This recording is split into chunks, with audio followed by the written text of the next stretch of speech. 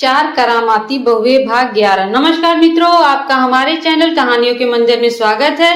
कहानी सुनने से पहले हमारे चैनल को लाइक और सब्सक्राइब करना ना भूलें। तो आइए सुनते हैं कहानी। पिछले भाग में आपने जाना कि क्रोएला की तपस्या के आगे ग्रामवासी नतमस्तक होकर उसकी आरती गा रहे थे। इसी बीच शेर की भी आंखें खुल गई और उसने जोर की कड़ छेदन करने वाली दहाड़ मारी, जिसकी वजह से पूरा जंगल सहम गया।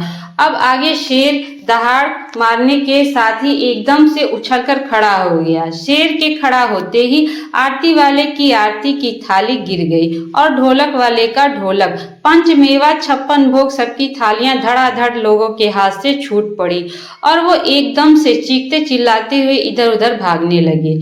कुछ लोग वृक्षों पर चढ़ गए तो कुछ संकरी गुफाओं में, कुछ पर्वत से नीचे की तरफ भागने लगे तो कुछ पत्थरों की ओड़ में छिप गए। अरे भैया, लगता है कि माता जी को क्रोध आ गया, एक व्यक्ति बोला। अरे लगता है हमसे कोई गलती सलती हुई है।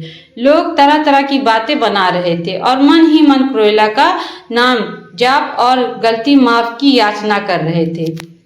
लेकिन शेर उठकर इधर उधर दहाड़ मारता हुआ भटक रहा था। लोगों की जान गले तक आ गई थी। अब तो एकमात्र क्रोएला का ही सहारा था। सभी पेड़ों पर चढ़े हुए, गुफाओं में भरे हुए एक स्वर में क्रोएला से प्रार्थना करने लगे।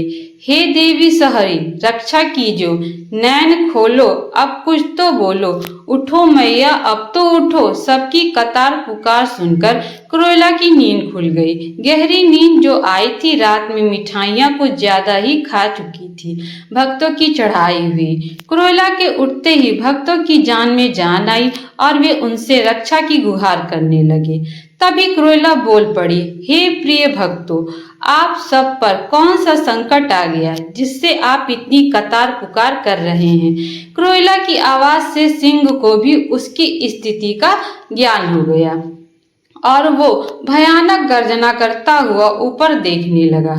सिंह को वहां खड़ा देखकर क्रोएला की सिट्टी पिट्टी गुम हो गई। लेकिन लोग दिखावा करने के लिए और अपनी लाज बचाने के लिए त्रिशूल हाथ में लेकर बोली, वनराज तुम यहाँ से चले जाओ। हे, लेकिन सिंह एक छलांग के साथ ही क्रोएला के आसन पर चढ़ गया। सिंह को अपने पास आता देखकर क्रोएला त्रिशूल उठाकर भागने लगी, लेकिन शेर की गिरफ्त से कहाँ तक बच सकती थी। शेर ने जो जोर से क्रोएला के ऊपर झपट्टा मारा, क्रोएला धड़ाम से जमीन पे गिर पड़ी। अब कहाँ क्रोएला गिरी और कहाँ उसकी त्रिशूल, क्या बताऊं। शेर का एक पंजा धरती पर तो दूसरी क्रोएला की गर्दन पर पड़ा तो क्रोएला चीख पड़ी, हाय, खा ली इस शेर ने। रे जाके इन दरख्ता पे चढ़ गए, मुझे तो बचाओ कोई। अब तो क्रोएला की शुद्ध हिंदी भाषा भी खत्म हो चुकी थी। मारे डर के वो गांव देहात की ही भाषा बोल रही थी। रे बचाओ कोई, कहाँ मर गए कमीड़ो, आजो, अड़े शेर मन ने चबा लेगा।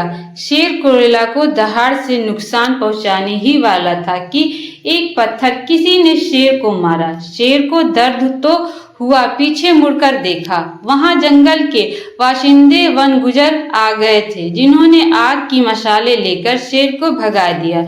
क्रोएला की सांस में सांस आई और वो लंबी सांस लेकर वहीं ढेर हो पड़ गई। शेर जा चुका था। रह जाके कोई पानी ले आओ, एक वन गुजर बोला। पानी लेकर क्रोएला के ऊपर छिड़काव किया और कुछ बूंदें उसके मुंह में डाली गई। क्रोएला को होश आ गया और बोली, मैं कहाँ हूँ, मैं कौन हूँ। तभी एक औरत बोल पड़ी, लगता है बेचारी को गहरा सदमा लगा है। दूसरी औरत बोली, कोई नहीं बहन, आज हमारे घर चल, घाव पट्टी करवा देंगे।